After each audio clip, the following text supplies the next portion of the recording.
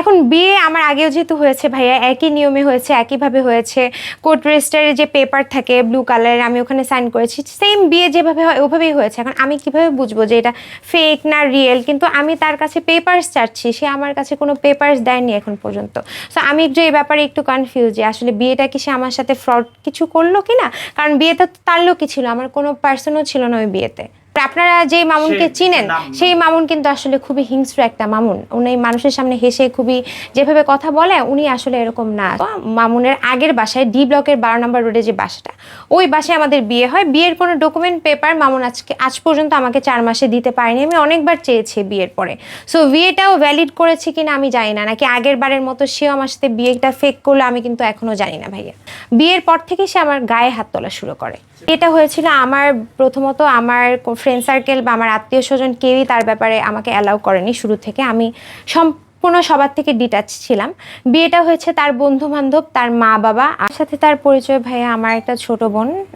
ওর আর ওর husband বাসায় গিয়ে ওর একটা জন্মদিনের অনুষ্ঠান ছিল, ওখানে ও গিয়েছিল, আমিও গিয়েছিলাম। ওখান থেকে ওরা আমার পরিচয়। তারপর আমরা সোশ্যাল মিডিয়া থেকে কানেক্টেড হই, ওখান থেকে আমরা কথাবার্তা বলি আর কি, দেখা করি, কথাবার্তা বলি, একটা অ্যাটাচমেন্ট ক্রিয়েট হয় আর কি। ওখান থেকেই আমাদের প্রেমের সম্পর্ক শুরু। আমি আসলে তাকে ওভাবে কোনোভাবেই তাকে ওভাবে করে দেখিনি। আমার ফিডেও কখনো উনি আসতো না। আসলে আমি উনাকে দেখার মতো তো উনি আসলে শিক্ষণীয় কিছু নাই ওনার মধ্যে যে আমি শিখবো। সো আমি কখনো ওভাবে দেখিনি।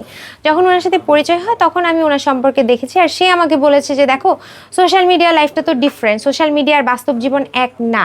আর সে ওভাবেই আমার সাথে অ্যাক্ট করেছিল, সে বাস্তব লাইফে আমার সাথে খুবই মধুর করে আমাকে ও বুঝিয়েছে যে সোশ্যাল মিডিয়ার লাইফটা ডিফারেন্ট, বাস্তব লাইফটা ডিফারেন্ট।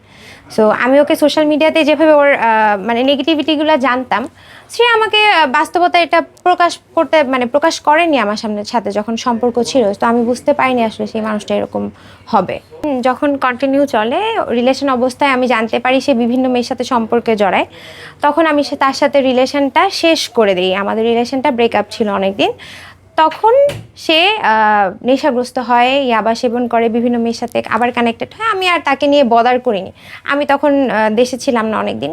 তখন সে সৌদিতে যায়। সৌদিতে গিয়ে সে কাবা ঘরের সামনে গিয়ে আমাকে মাফ চেয়ে সে একটা ভিডিও করে, আমি আপনাদেরকে দেখিয়েছি। মাফ চেয়ে আমাকে ভিডিও করে বলতেছে তার ভুল হয়েছে, সে ক্ষমা চায়, আল্লাহও ক্ষমা করে কাবা ঘরের সামনে গিয়ে। তখন আমি তাকে ক্ষমা করে দিই, আবার সম্পর্কটা কন্টিনিউ করি। কন্টিনিউ করার পরে 7 দিন পরে সে আমাদের বিয়ে হয়। সে আমার সাথে যখন সম্পর্কে ছিল কখনোই আমার গায়ে হাত তোলে, আমি মিথ্যা কথা বলতে চাই না। আর হোসেন নামের একটা ব্যক্তি কোর্টে যে ওকে হচ্ছে বিভিন্নভাবে বিভিন্ন ড্রাগ বা বিভিন্ন কিছু দিয়ে সহায়তা করে, একটা মোহরি, উনি একটা কাজী নিয়ে এসেছিল। আমি কাজীর নাম্বারও জানি না, কাজীর নামটাও এখন পর্যন্ত জানি না, বাট আমার কাজীর ছবি আছে আমার কাছে, ভিডিও আছে। শুরু হয় ভাইয়া বিভিন্ন কারণে। প্রথমত